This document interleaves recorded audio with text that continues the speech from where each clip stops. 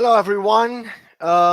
Welcome to our Let's Talk About It today, in which we will be talking about clairvoyance experience, right? Clairvoyance means someone who sees clearly. The ability of clear-sightedness goes far beyond the visualization of what is in the extra-physical reality. It's actually a door for us to step in the multidimensional world. Throughout history, people have claimed themselves to be clairvoyant, and there's nothing wrong about it. Today, we're going to talk about this power perception. And for this purpose, I'm going to call our team. Karina Liasha is graduated in economy and psychology, a speaker and teacher of Conscientiology. Karina has been working as a volunteer since 2007 and been with ASSIPI since 2013, working in the technical scientific area. Welcome, Karina, today. Hi, Mario. Thanks for having me. It's very nice to be here with you all debating this subject. Great. Jade Covello is an electrical engineer, has been working as a volunteer in Conscientiology since 2001, and as a teacher, speaker, and researcher since 2003 in the technical scientific area. Welcome, Jade. Thank you, Mario. I'm glad to be here again in this episode. Okay, great, Jade.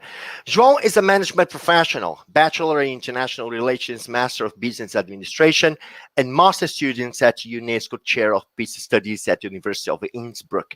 João has been with Conscientiology since 2014, as a volunteer at the ASSIPI since 2017, and as a teacher since 2018. João, welcome back. Thank you, Mario. Thank you for asking me again to join. I really appreciate the opportunity to give more visibility on these subjects that are quite important for everyone. So thanks. It's a pleasure being here. Very nice. We have a very good debate as usual. First off, it's important to say that everything that is said here in the program has been taken as a result of personal experiences and experiments in general, right? As we are in the ever-progressing studies. So don't believe in anything, right? Not even in what we say here in our debate. Experiment. Have your own personal experience. That's a principle of this belief we're so much stuck to.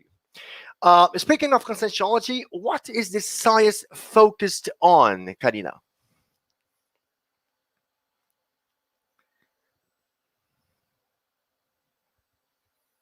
You are muted, Karina. You are muted. Sorry, guys. That's Thanks, right. Mario. So, what's Conscientiology? Okay, it's the science that studies the consciousness as a whole, with all its bodies, all its existences, experiences, times and places of life, in an integral, projective, and self-conscious approach in relation to the various existential dimensions. And consciousness is me, is you, is the ego or the self. It's also all the people in our lives, in the human lives, and all self-conscious beings of dimension outside the human life. And the consciential paradigm is focused on bioenergies, so how we exchange energies with other people, with the environments, the multi-dimensions, not only this intraphysical dimension that we are in, but also the extraphysical, the energetic dimension, the pluri-existential scopes, the other lives we've had, the past lives, also the future lives, and this present life as well, in this intraphysical dimension, the self-research, so we can also research a little bit about ourselves, our behaviors, our thoughts, our energies, the cosmoethics, the universalism, and also the holosoma, the set of bodies of the consciousness, not only these physical bodies, the energetic body, the extraphysical body, or some people call it soul or psychosoma, and also the mental soma, the body of our thoughts or the reason. Okay, and there are several consciential-centric institutions involved in this study of consciousness. Each of them specializes in one specific kind of study. ASSIPI is specialized in parapsychism. Isn't that, Jade? Yes, ASSIPI is a consciential-centric institution specialized in the study research and development and practical use of parapsychism, aiming the mature use of self-parapsychism and indispensable attribute for consciential evolution. But what is parapsychism? Parapsychism is the set of advanced paraperception of consciousness, in addition to 5 basic sense of the human body. It's inherent skill to every individual and can be rationally enhanced and free from any religious connotations or mystical initiations. The lucid development of parapsychism enables an integral understanding of what is the consciousness and allows to experience of conscientious paradigm proposed by Conscientiology. That's right, Shader. ASSIPI has a website. It's assipi.org, right? Then for further information, you can just connect to our website. And ASSIPI in English is a project that is part of ASSIPI Brazil, right? ASSIPI as a whole. And it's part of the internationalization process of our ideas. Okay, João? Yeah, you said it all. ASSIPI in English is the project aimed to promote the ideas of conscientiology worldwide. And this project is especially focused on the study, research, and the useful practice of parapsychism. So those extrasensory perceptions, everything that we can capture with senses beyond our 5 physical senses.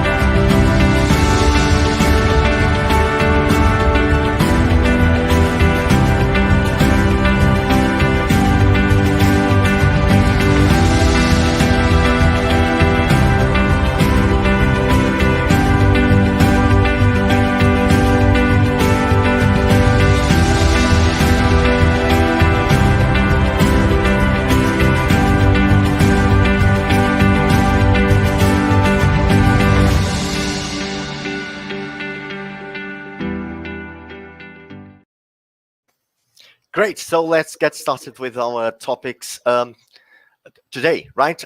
Clairvoyance. Let's start with the definition of what clairvoyance is all about, right? Clairvoyance is the paraperceptive ability of consciousness, right? Getting information about events, people, objects, and places from intra or extra physical dimensions. So clairvoyance is a phenomenon, right, of visual perception from multi-dimensional realities, which allows us to see, for example, both immanent and consciential energies of the human aura, the energosoma, our energetic body, or the psychosoma, our body of emotions, with which we project ourselves, we leave the body in the out-of-body experiences, for example. It's an innate ability that can also be developed from scratch, right? It doesn't need to be someone gifted to be clairvoyant. You can develop this ability and acquire it, right? And that's a very important thing to do. I would like to start the debates today talking about the importance of developing parapsychic abilities such as clairvoyance. What do you think, people? How would you describe the importance of clairvoyance? Go Can ahead, I start? Karina. Okay. Sure, go ahead. Yeah. Just like you said in the beginning, that clairvoyance is the ability to see things clearer. So I think it's very important to develop. And if we cannot see some stuff in our daily lives or some things, how can we develop the ability to see other dimensions? Because sometimes things are right under our noses and we are unable to see them. The signals, and sometimes someone is suffering near us. That's why the importance of parapsychism, interassistential parapsychism, to develop this ability in order to help other people. And sometimes we cannot see our struggling. How can we help other people that struggle as well? So sometimes we are not ready yet to see something. So that's why I think it's really important. And I like this analogy in this intraphysical life with our regular sights in the intraphysical, not the clairvoyance, but the voyance itself. And when I am afraid of some things, even watching a movie or a car, we are in the road and sometimes, or in the airplane, we have turmoil, something like that, I instantly close my eyes in some things that I'm not really mature yet to deal with them. Some, like I with my energies, they come to me and I tend to be like, in not a fetal position, but just to feel confident. Yeah, not confident, as if I am smaller. I want to hide, something like that. So all my energies come to me. It's not expanded. And so I close my eyes and instantly I close this chakra as well, the frontal chakra between the eyebrows. This is the chakra that we have the ability to see things clearer in the extra-physical dimension. So if I do this in this intra-physical dimension, I close my eyes, so I don't want to see it. Oh, I'm scared. I do the same with my energy. So that's why I think it's a very important ability to be developed, not only in the extra-physical dimension, but mainly in the intra-physical, because the more maturity we have to deal with our daily problems, our fears, I think the more ability we have to see things in other dimensions as well. So I think it's really important. It shows matureness of the consciousness. Yes. Before asking John's and Judd's opinion, I'd like just to add something to what you said. That is very important, because actually I have an experience as a clairaudience, which is another kind of parapsychic ability of hearing, right? And the other day, someone asked me, how can I develop clairvoyance? Clairaudience. I said, you have to be prepared to listen to the small things. You know, it's the ability that we start by listening the micro sounds of the intraphysical reality, because it's we deal with a kind of subtlety, right? It's subtle. It's very subtle. So for you to see the extraphysical environment, so you have to have the subtle ability of see what's beyond, right? But and then I think it's a good practice, Karin, as you said, to start practicing your vision or your attention to the small things of the intraphysical life. I think it's basically where we can start from, right? Go ahead, Shader and John. I think Karina brings to us an important thing about the parapsychism, not only the clairvoyance, but the fear. The fear can block your parapsychism.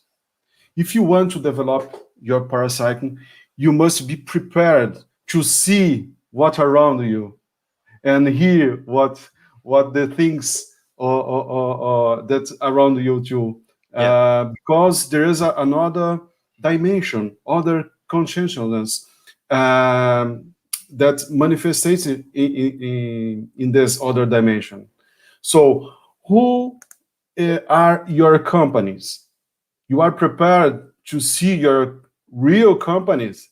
Is the thing important to bring to discuss about the clairvoyance? I don't know if you agree with me, but normally when we are not prepared to see what my multi-dimensional reality. Probably I will have problem to develop my parapsychism.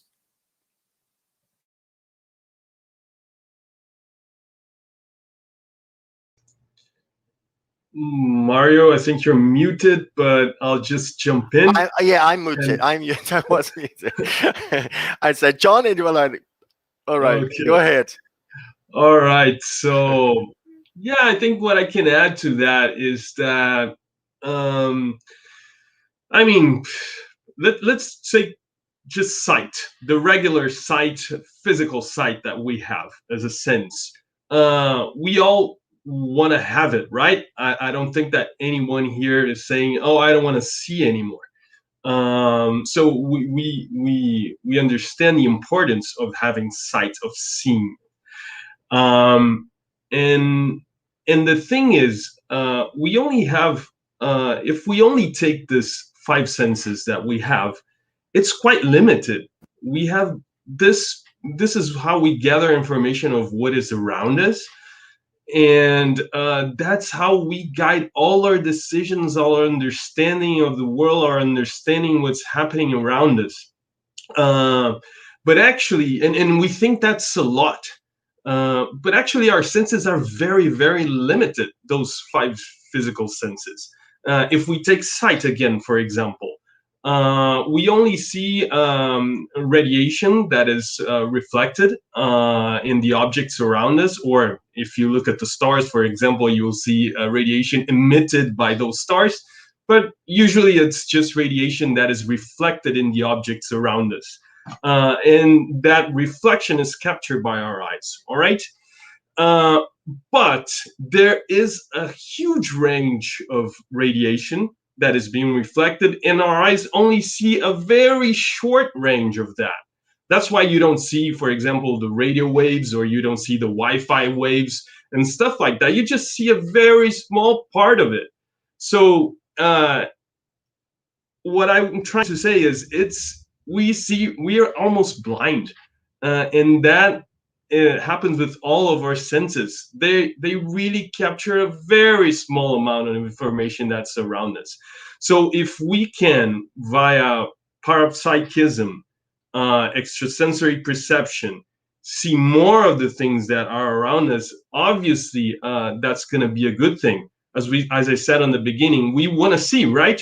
So if there's more information around us that we can capture, why not seeing it, and why not capturing it? So I think all parapsychism, besides also clairvoyance, is very important for us to understand what's going on and take better decisions and go and really enjoy life, really being aware of what's happening in our surroundings. You are muted, Mario.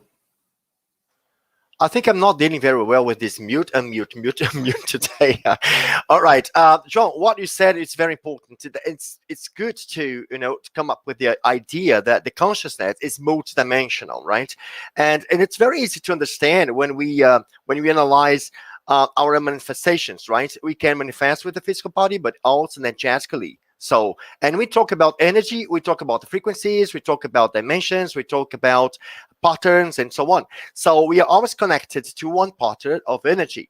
So, and Jana said something very interesting, which is the experience of clairvoyance, right? When we see someone, when we see, an extra-physical consciousness, or even a place or a scene or some objects or things like this, we are connected to what is around us in our psychosphere, and with things we are related to. Nothing will just come down in our psychosphere in a parachute. No, there is a reason for that, right? There is a reason, right, Karina? Would like to talk more about it, the multidimensional contexts we are involved with. Yes, and I would like just to emphasize what Jader said about the extra-physical companies that are really around us. So sometimes we are not ready to see, or we don't want to see our companies, because there's a saying, mainly in the superheroes, with great powers come great responsibilities. And I think that's the exact exactly case for the parapsychism. So the more parapsychic we are, the more changes we need to make in our behaviors, our thoughts, because if I develop my clairvoyance and all of a sudden I begin to see all the incoherences, all the things that I no longer should be doing with the knowledge I already have and all the extra physical context in my house, sometimes even with my friends, my intraphysical companies. And it's like, I need to make some changes, but sometimes I don't want to make those changes. So it's better if I just put them under the carpet. We have a saying in Brazil, I'm not sure if it's worldwide known, but all the dirt, all the things I don't want to see, I just put them out of sight. It's like the clairvoyance. So in the intraphysical, we choose to put them out of sight, the problems we have, the things we need to deal with. So in the extraphysical, it's much easier. I just close my frontal chakra. I don't want to see, so I don't have to deal with that. But it's also not the best option. It's not very smart. So it's better to see, like João said, in the intraphysical dimensions. If I want to take a decision and make a decision, I want to see all the options so I can make better decisions. Instead of not seeing all the things, not reading, instead I'm going to be led by other people. So it's not smart. So it takes time. Yes, it takes effort and exercises and also self-knowledge, mainly self-knowledge, but also many exercises. So I'm going to work with my frontal chakra every day. I'm going to exteriorize energies. I think you're going to talk about this a little bit further in our talk today. But if we put energy in the things we want to overcome, it's the better solution, but not the easiest one. So I think that's why many people do not develop these abilities or these powers, or don't want to take responsibilities in one's lives. It's better to outsource some decisions, some responsibilities. I think it's the nature of the human. I'm not sure. Sure. And yeah, you said something very important, which is responsibility, right? Parapsychism. Many people talk about it like, I'm able to see this, I'm able to leave the body, I'm able to have any kind of a parapsychism or telepathic thing. But the most important thing is not the phenomenon, right? But how do you relate to the phenomena? What does it mean to you, right, Chade? Because we are not very focused on trying to understand exactly why things happen to us. We just say, I left the body yesterday. I went to a beach, or, I saw someone or a group of people, I talked. But actually, we rarely stop to think, what does it mean? Why I have this clairvoyance experience, why I am able to see this person, or why I'm able to see this event or this object. We're not very focused on the meaning of the thing, right, Chade? Yes, interesting, because we have right now I experience like telepathy, because I was think about the information. The most important is the information that you can bring for you when you have astrophysical experience. Again, clairvoyance, out-of-body experience. The problem is, normally, in my opinion, is because you have this experience, but you're not prepared to absorb, to capture the information sometimes, because you don't have synapses to have a comprehension about this information. So sometimes you can bring on part of this experience. Is the reason because some people have out-of-body experience. For example, we talked in the last episode, and can't understand or doesn't have a settling about the experience. They are not sure about the experience because they don't have comprehension. They don't have synapses to absorb this information. So, Karina, give us a other point to discuss this training.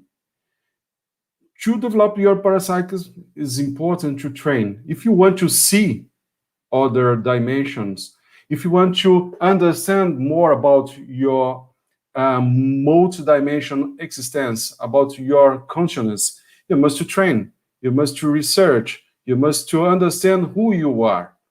And I think the parapsychics can help you in this challenger, you know. Do you agree? Yep, I do, Chandra. Very well said. We have some questions dropping in our chat dialogue box here, and I'd like to read these questions. The first question is, I have a question regarding traveling clairvoyance. Traveling clairvoyance is one kind of clairvoyance, right? So when you are able to see something that is far from you, it's not only in the same place you are. So, and it comes from our friend Luis Henrique. Luis Henrique, thank you for your presence today with us. When we are out of body, can we also have the phenomena just to get information from another place without going there with the psychosoma?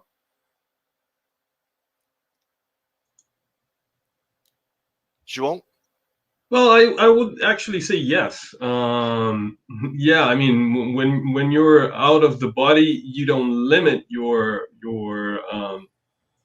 parapsychic capacities. On the contrary, you kind of enhance them. So whatever you can do without being out of the body, you will do better. So just to give a short answer, I would say that it's just something you could actually do. Yeah. And I have examples of doing exercises, for example, and trying to do astral travels or having conscience projection.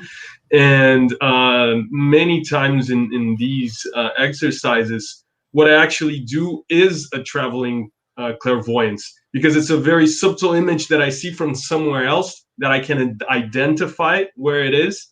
But I don't see myself going all the way there and coming back. But it's an information. It's information enough that I can check.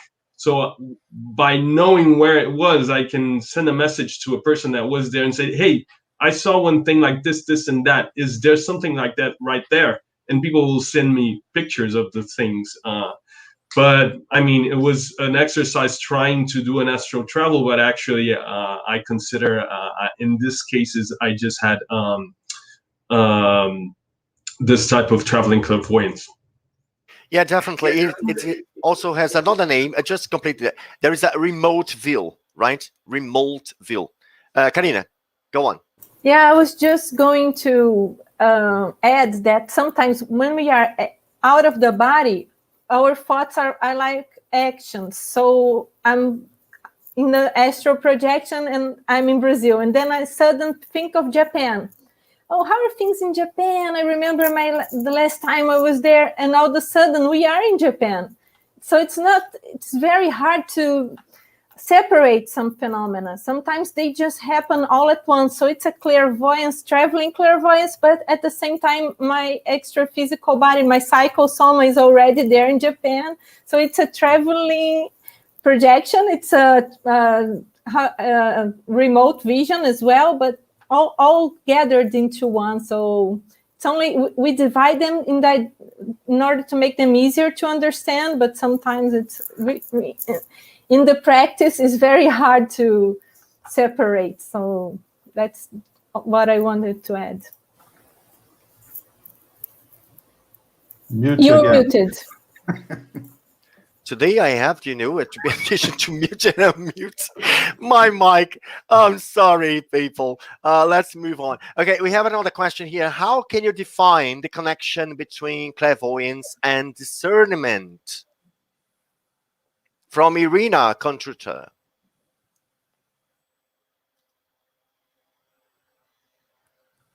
I think discernment can help us to understand the information that you're trying to capture. We was talking about exactly this when Karina brings the example, and John, we must to use your discernment. I think it's discernment like how can I say balance? I don't know. It's scale. A scale.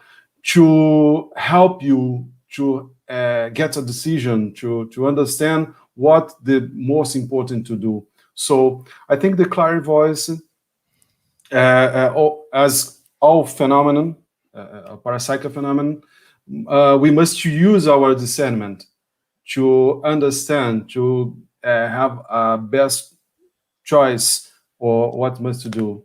I think it's, I don't know if I answered, if somebody can add something. Yeah, and certainly has to do with what we were talking about a few minutes ago. It's when you have to analyze the information, right? You have an experience, then you have to analyze the information, then you have to interpret. We have to actually take to you what you're involved with, and so on. Does anyone would like to add something? Yeah, I would. I think there's two sides of that. You've been emphasizing the side of, okay, I have been able to see things that I would not actually see with my regular sight, physical sight.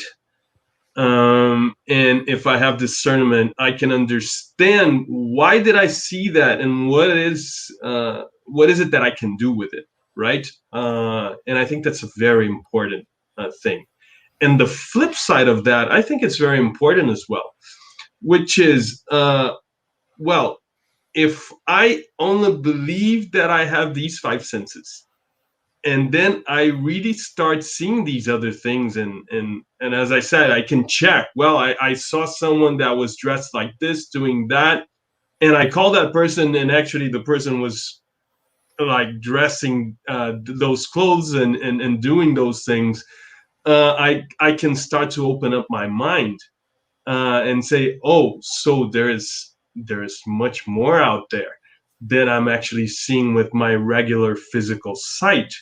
So I think it also connects to discernment, because by opening your mind, you can have new ideas, and those new ideas just expand your discernment.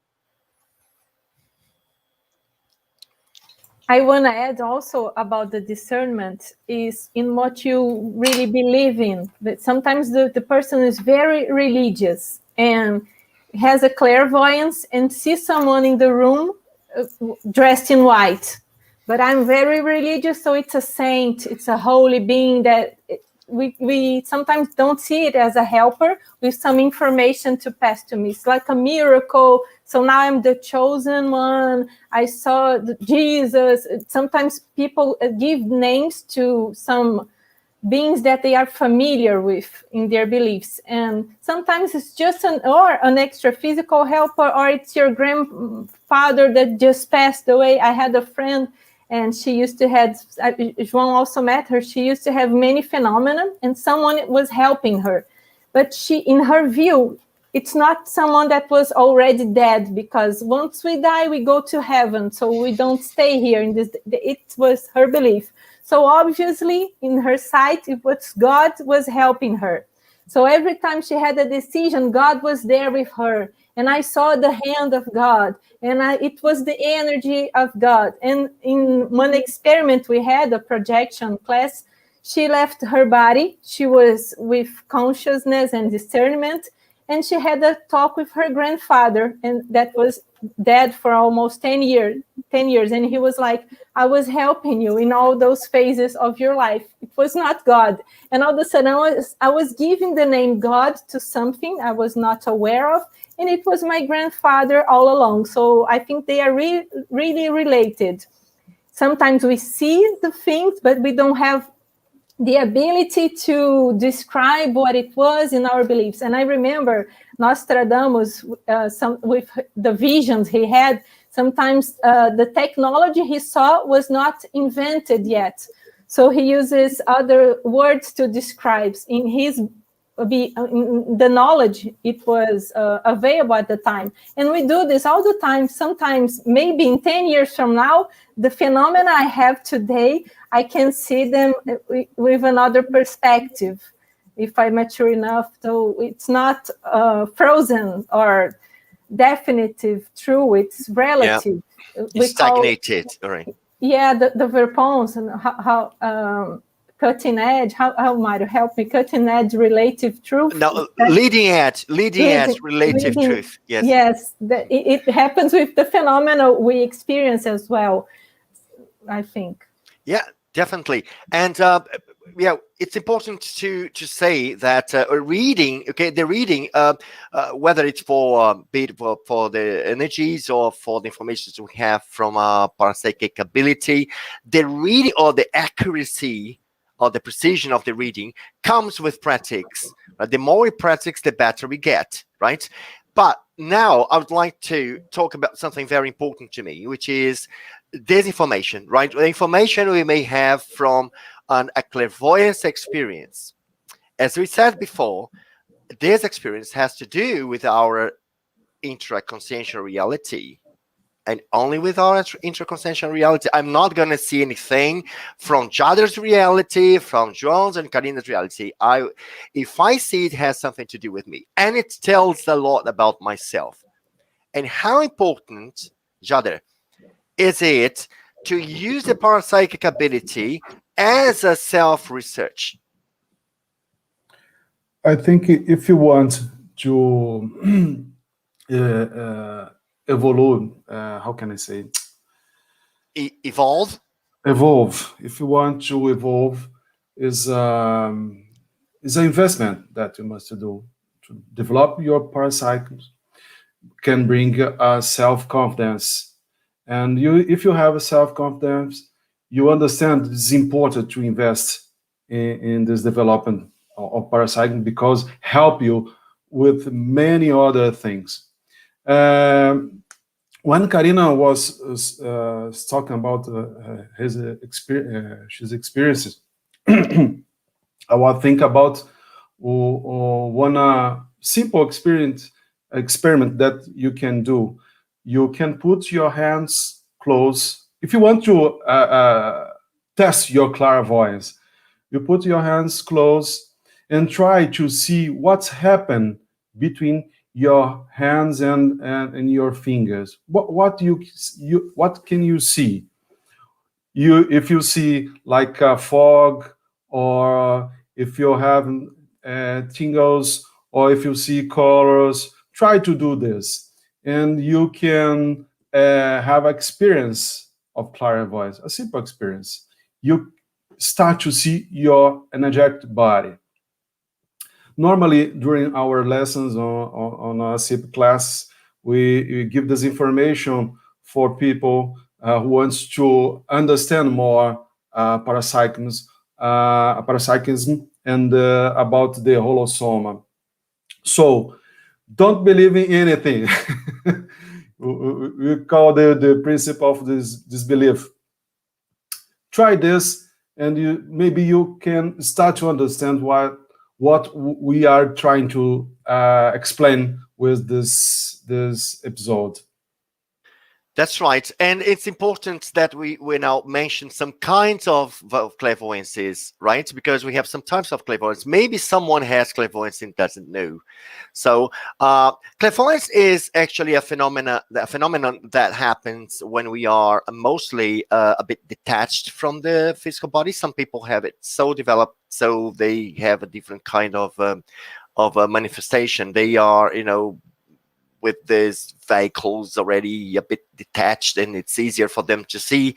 But in an overall explanation, we should be in a more relaxed way, right, Karina? And especially when we are waking in the morning or when you are going to bed, it's one of the occasions that we mostly we may have, right, clairvoyance spirits. Can we just expand this idea, please?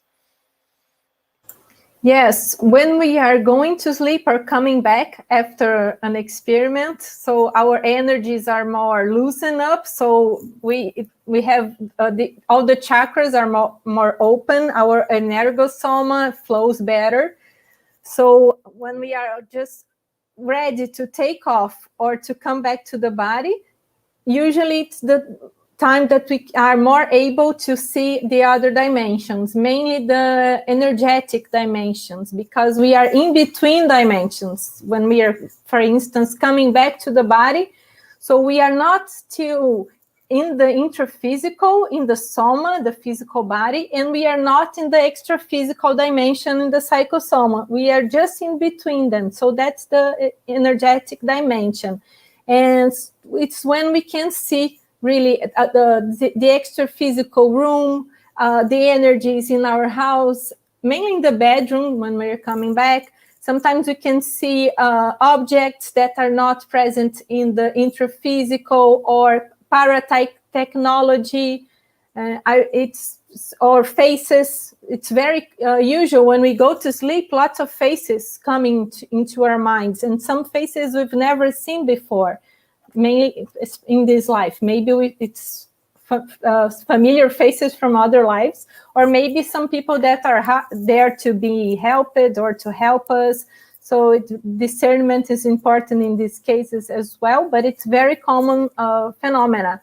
And I remember one time I was coming back to the body and I saw some paratechnology, and I couldn't, just like Nostradamus, I could not translate them. I've never seen this stuff before. And in my mind, it was like the sauna when the steam is coming out. And it was like the sauna, but the steam was not steam, it was energy. And it was fulfilling my room. It's like an energetic shielding. And I was not promoting this. Someone was helping me to build energetic barrier in my room, like the energetic shielding of the bedroom. And it was like the sauna. So it's very interesting to make this analogy sometimes when we don't have enough behavior yet. So it's very common phenomena when we go to sleep or when we are waking up. Very good. John told us one of the techniques, right, by the visualization of the hands, but there is another one with a facial, right, exercise. João, can you talk about this? This is a very common exercise, right, to develop clairvoyance. Yes, it is. I remember, well, before this whole pandemic thing, we had the vibrational state workshop, for example, weekly on ASSIPI. And one of the parts of the exercise would just sit one in front of the other. And we decide one of the people in the pair will just send energies to the other, and the other will just try to capture what kind of information comes with that energy. And it's very common while doing that. Those were the times that I had more of this facial clairvoyance, that you kind of see lots of faces changing in the face of the person that is in front of you. That's very interesting. And I think the most interesting thing is trying to see or trying to understand what are those faces, because usually that information comes with an insight as well of who are them. And there are ways for you to check, talking to the other person, that I see this, and that. What could that be? The thought that I had while seeing those faces was this. Does that make sense to you? And then you can check if your perceptions are accurate or not. There's the complementarium as well. I think you're going to talk about that later, which is a place in Foz do Iguaçu, in Ceaec, where you can do lots of those exercises. Yeah, that's the picture of the complementarium. So you see those two people sitting one in front of the other, and actually they are doing exercises of facial clairvoyance. But as Karina said, it's really hard to separate things. You're gonna gather a lot of information about many things, so maybe not only the facial clairvoyance, but you're gonna perceive lots of different other things there.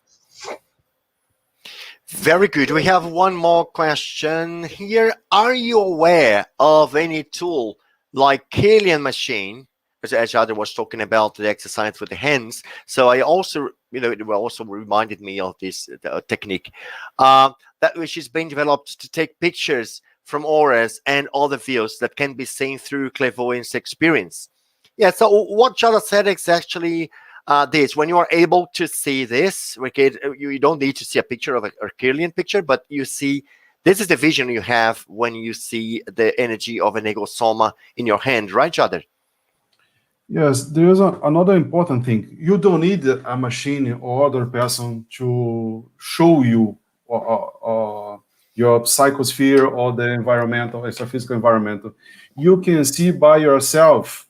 It's the most important that we are bringing to you as information is only you can understand, you can see.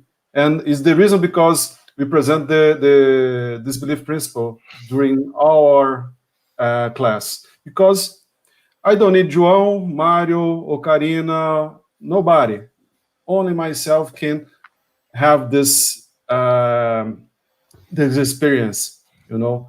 So the Killian machine can show you something, but you can see by yourself using your frontal chakra. Actually, there is another question on the chat about the difference. Yeah, there is a comment actually. Yes. It's so comforting to know a lot of people experience the same kind of phenomena I do. Thank you very much for sharing your knowledge. That's the idea. Let's talk about our institution. ASSIPI is specialized in parapsychic phenomena, right? This communication, multi-dimensional communication using parapsychic phenomena. So just stay tuned with Let's Talk About, because we'll be talking about lots of other parapsychic phenomena, right? And sharing ideas with you. And that's important that you write your comments, you write your questions, then the debate can be spended, right? Not only with the people here, the four of us, but the whole of you. From the other side. So be comfortable to ask questions. It's very nice to ask questions. And we have another question now, which is, how can we differentiate a clairvoyance experience from a simple dream? Karina, would you go for that? Yes, sometimes even in the dreams we have a clairvoyance, or sometimes the oniric images that come to mind. So I think your lucidity, how aware you are of the facts, it's what's going to help you to differ. But even in dreams, I tend to take them seriously, because dreams always talk about us in a way. It's like sometimes it's how we can elaborate some metaphors or some things that are not clearer in our manifestations, and in dream they come like it's in cryptography. I don't know if in English there's this word. So it's like we are going out to try to discover what it means. So I tend to write all my dreams, even the ones that apparently do not make any sense, because sometimes the information is hidden in there, and you just have to study a little bit more and see what you are trying to say to yourself. So it's how we elaborate things, not only in the conscientiological way, but also psychology is now studying the dreams and how we elaborate our feelings. So it's important, both of them. So I think discernment it's what's going to differ, if it's a dream or not. Very good. And John, would you like to say something? Yeah, I can have a go on that too. Just adding, well, first of all, you can have a clairvoyance without being asleep, right? So I think that's a very easy way to differentiate. Right now, in this physical conscious state that we can have clairvoyance, and that's going to be easy to differentiate from a dream, because I'm not sleeping, so it's not a dream. But I think the question was more like, okay, but if I'm dreaming, that can be a bit mixed up with maybe an out of the body experience and an astral travel, and when you're having an astral travel, you're not using your physical body. So anything that you describe as seeing is a clairvoyance phenomena. Whenever you're out of your body seeing anything, it is a clairvoyance because you're not using your eyes, your physical eyes. So I think that kind of helps you understand a bit better what's happening. And maybe the question is, how can I differentiate a dream from an astral travel or an out-of-the-body experience? And just to put it short is, when you're dreaming, it looks like a film. There are things that are happening and you don't have any control. You don't take any decision. The play is already there, set and happening, and you're watching. When you're having an astral travel or an out-of-the-body experience, a conscious projection, you are the main character of your story. So you take the decisions, you do the things that you want to do, the same way that you do when you're awake. It just happens the same way. So I think I maybe can. I thought that could help the person that did the question to kind of clear out their doubts. And okay, go ahead. Just to add, because sometimes we daydream, so it's important. What is a clairvoyance? What is I'm daydreaming? Because sometimes I do that, and those images that come to mind. So also the daydreaming is talking about us, so it's also a very important phenomenon. And sometimes the information just comes to mind. It's traveling clairvoyance as well. So both, I think, when João's talking, it's very great because we expand that's why debate's very important. So I didn't think of daydream before, but it's also kind of phenomena that can be mixed with clairvoyance as well.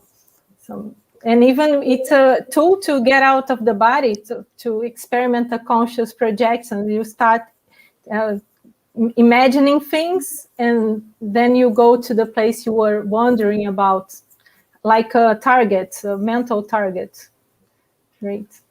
And Mario, I just want to say another technique. And when Jader explained the mini field between the hands, usually turn off the lights and start moving my energies and look into the mirror. So you can also practice with yourself, and then you can see your aura, your face. Sometimes it's changing. Sometimes there's another face in your face, and also the energies around you, the extra physical and energetic dimensions. So you can practice every day by yourself. But before, remember to do the vibrational state, and when you finish as well, and exteriorize energy to the room you are using to do this phenomena. So, and then maybe you can improve your frontal chakra. It's like working out your frontal chakra every day.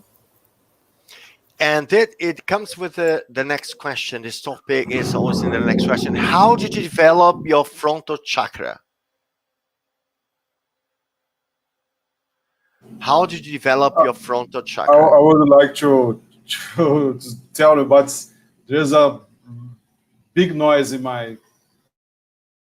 That's fine now. That's fine. Go ahead. Okay.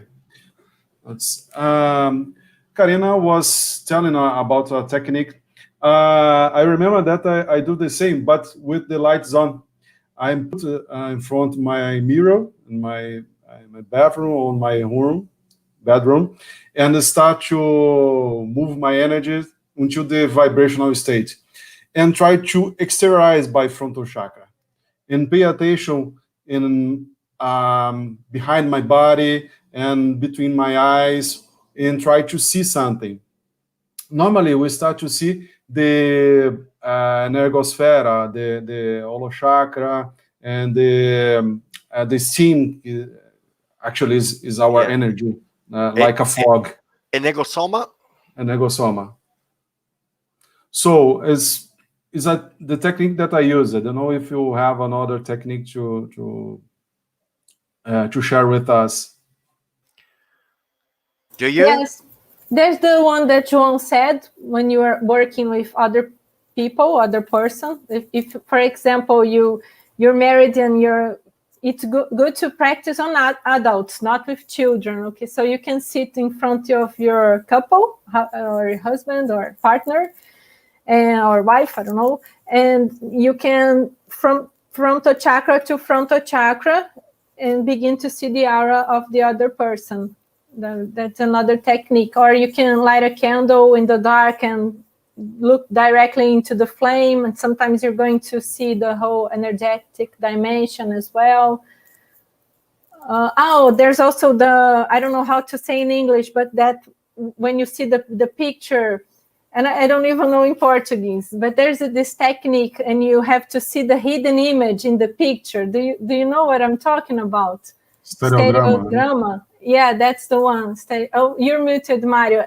That's a very good exercise as well. Stereogram, yes, the optical illusion technique. Yeah. Oh yeah, that very nice people. Great. That's the one. Yeah. Yes. Here we go. Thank you, intraphysical helpers. Yes. Great. The optical illusion technique, where from the complementary two-dimensional image, it's possible to visualize a three-dimensional image. I have problem with this stereogram, I must confess. I've tried sometimes, but I can't see. There was done that I managed to see, but so it's a persistence, as in the question from Murilo, right? How I can develop my frontal chakra, as Jada said in Karina as well. You have to work with the frontal chakra, the sterilization from the frontal chakra, the absorption of energy to the frontal chakra. So we have to make it work. Go ahead, chakra. There is another technique. You relax in your chair or on your bed and make a flow between your coronal chakra and your frontal chakra, and try to circulate energy between the both chakras. This experiment can bring you this coincidence of your head, or your para head, your astrophysical head. So you start to see the astrophysical dimension when you do this exercise. Even the vibrational state, because you promote this coincidence of your low chakra, and then you can have more experience from the other dimensionals. Yes, very well said, because this is a technique called frontocoronal chakra, and it really goes and trigger the vibrational state more intensely. It's very powerful technique to trigger the vibrational state. Very good, very well said, Chadar. We have one last question. Let's go for this question. We have just 2 minutes left for the show today. Could you talk about the relationship between clairvoyance and schizophrenia? This question came to me when I was talking about clairaudience, and I would start by saying schizophrenia gives you images, or it may give you images or voices, but there is no meaning in it. The content is completely at random. It doesn't have a reason or rational message in the schizophrenia reactions or images or voices. Right, people would like to, does anyone would like to add something? Yes, sometimes the person that suffers from schizophrenia are very parapsychic individuals, so and they don't have the filter, so they just absorb all the information, and it's difficult to process. And sometimes they are really having clairaudience, clairvoyance, and seeing other people, and people just don't believe in them because their speech don't make sense, so they are apart from reality. So it's important to differ what is imagination, what is your brain not functioning well, so you need medicine, and what is the paraphenomena. Sometimes they are all gathered, so I think a specialist would be better, psychiatrist, to make the correct diagnosis, and mainly if it's one that is more open to the phenomena, because some psychiatrists are just in the intraphysical dimension, a different paradigm, and if you say you hear things, maybe they will give you medicine and you don't need medicine. So it's important to have a good professional to give the correct diagnosis as well. Very nice. So unfortunately, we have come to our time. We still have to say something in the final words. But before going to the final words, João, I'd like to wrap up our meeting today with your final considerations. I mean, wow, that's quite a responsibility. How to wrap up all of these rich discussions? But maybe it's just be open. You can see much more than you can see with your eyes, and that can only help you. So enjoy. Other?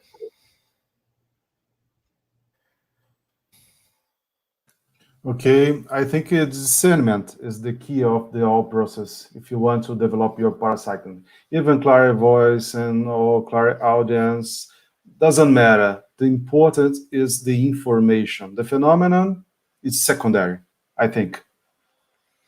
Karina? Yeah, I totally agree with Jeder, but to close up, I would say just see it. like just do it, just see it. Try to put your effort into it and things will start happening. Yeah. That's right. And for me, the message is if you want to develop anything in your life, not only a parapsychic phenomenon, but absolutely everything, you have to practice. You have to be focused on this, you have to practice, you have to put effort, and you have to be persistent, right? The other day I was talking about the difference between being insistent and persistent. Insistent is when you're doing the thing for the same way all the time.